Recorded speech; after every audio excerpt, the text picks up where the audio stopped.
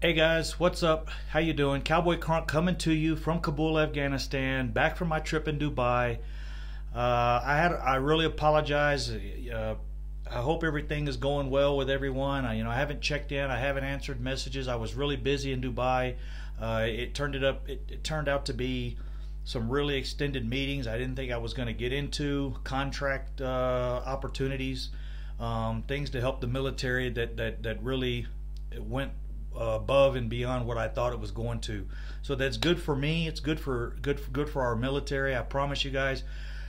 And we had some dinners. We had some really nice dinners and some kind of vacation and downtime with our customer, which you really got to do that in these situations because nothing crazy, nothing off the wall, no stripper parties or nothing crazy like that. But you do got to sit down with these guys, because you need hours and hours to go over some of this stuff we're doing. It's really high level, working with the government, working with agencies to import fuel, working on things like customs and things like this, and other contractors that are having issues. And then you got to decide, do you want to help these contractors and help them succeed?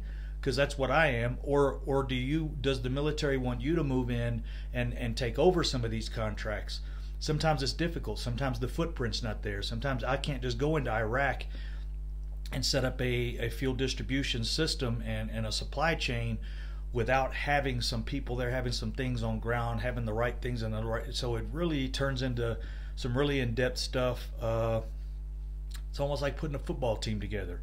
So, in saying that, man, are we going through some issues or what, man? And I'm going to tell you, I know what the problem is, 100%. Decisions are made sometimes, but right now, the decisions Jerry Jones is making and have been making are just not, they're not consistent with the direction the team needs to go, I think. And then I think there's lower level things that he's letting Jason Garrett take care of that just aren't working out well. I don't like the Kellen Moore thing. I've had some discussions with a couple guys on here that are very, very, very knowledgeable on quarterback situations and how to groom a quarterback. I've spoken to some guys that played high-level football on the chat, and a couple of them back Kellen Moore. They say, man, you don't understand the system he came through, and he's a system guy in Boise State. The intensity of their program, and it's a elite offensive style offense that Kellen Moore should be able to I guess educate Dak Prescott on the things to do, but I just don't see it working. The thing to me is we were 13-3 2 years ago. What has changed? I think for the most part we have most of the players still there. So to me, it's a coaching scheme. If you guys want to look around the league, look at the teams that have the elite coaches. No matter what happens, there's a couple things that are consistent, and I understand that's why the Cowboys are trying to stick with this, but we don't have the elite coach. And I think they thought after 13-3 that we had turned the corner. Garrett. I can't stand to even look at the guy right now, but Jason Garrett is supposed to be that guy, and Dak Prescott that's the pairing. We're going to pair those guys up, and we're about to make our runs for the Super Bowl. And then players like Ezekiel Elliott in the offensive line are your workhorses, and those are the guys that are going to make it happen. Those are the guys that we're going to jump on their back, and Dak Prescott is going to ride this line and ride Ezekiel Elliott, and Jason Garrett is going to be the one back there driving the whole stagecoach to the Super Bowl. And it's just not working out that way. And I really think it's a little bit of the regression on the line, all these things we've been talking about. But for the most part, I think Jason Garrett is the one that is not elite. And if you look around the league and you look at your You look at your teams that have longevity at coach and longevity at quarterback that are doing well. Your Pittsburgh, your New England. These coaches like that come off of bye weeks and dominate. They dominate because the coach has more time to prepare their team. The Cowboys come off bye weeks, and we're actually 3-5 or 4-5. We're under 500 or 4-6, something like that. I don't recall. I did look it up. We're like 4-6, or the percentage is well less than 500 on our bye weeks, when you should be coming off much more prepared, everything ready, a good scheme, for the first quarter at least, a good way to finish the game, your defense set up properly. You just have so much more time to prepare. It's like sending your kid to school. The first day of school, you prepare for like a week, and you get them ready, and you get their clothes, and you get all these things, and then after that, every day after that, it's just a normal day. You wake up, you get dressed, you go to school, but you prepare for that first day. And that's kind of like what this is. You have so much time to prepare. It should not turn out the way it did. And as you can see, Tennessee came off a bye week as well. And Tennessee on third down in the red zone, they were outstanding. Let me start my video. I just was I'm playing the Philadelphia Cowboys game from last year where we got stomped, I think 37-7. Just for, I guess, shits and giggles, whatever you want to call it.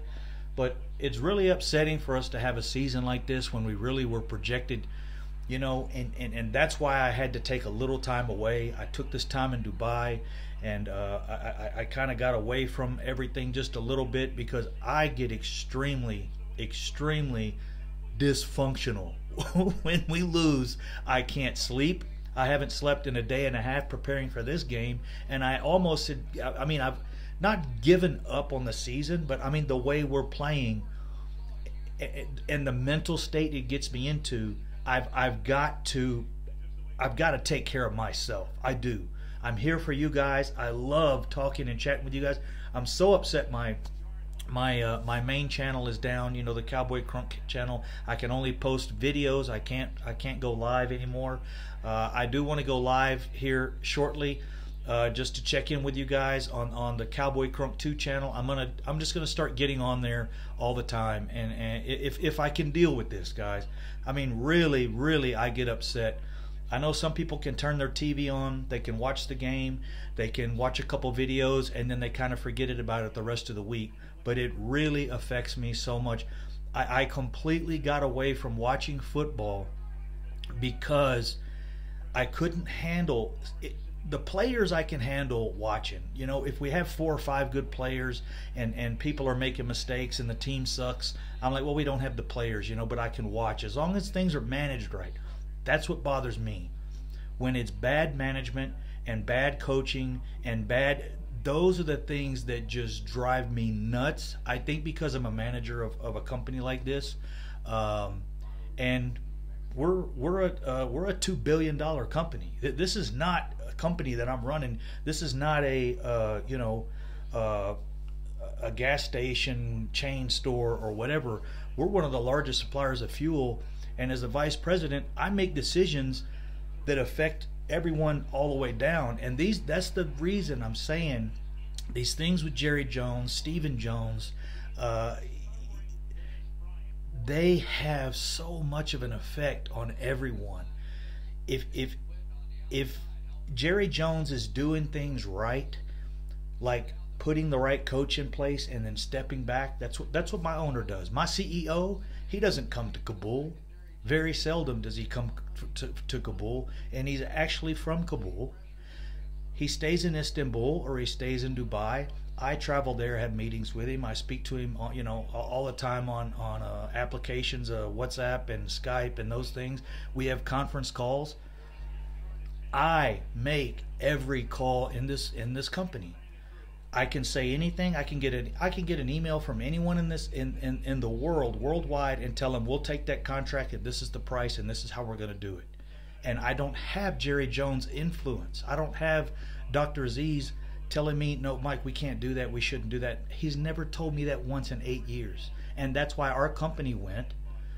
I'm the fuels guy. I'm the football guy, as you would say with Jason Garrett. I still don't think Jason Garrett is the right guy.